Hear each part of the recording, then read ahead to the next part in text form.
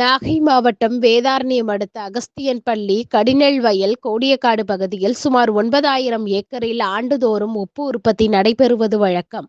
வேதாரண்யம் பகுதியில் தற்போது இந்த ஆண்டு உப்பு உற்பத்திக்கான முதல்கட்ட பணி நிறைவு பெற்ற நிலையில், இந்த ஆண்டுக்கான பொன் உப்பு எடுக்கும் நிகழ்வு நடைபெற்றது.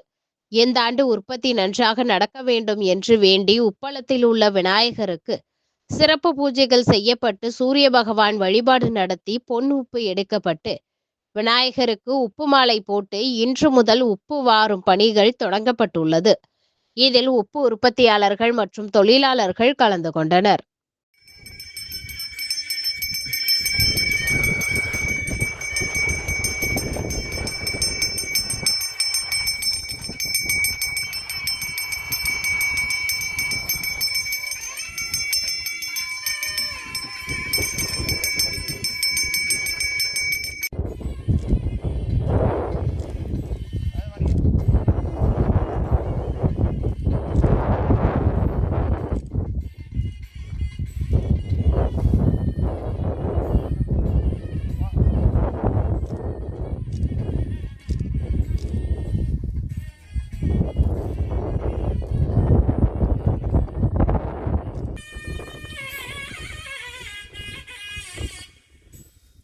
Okay.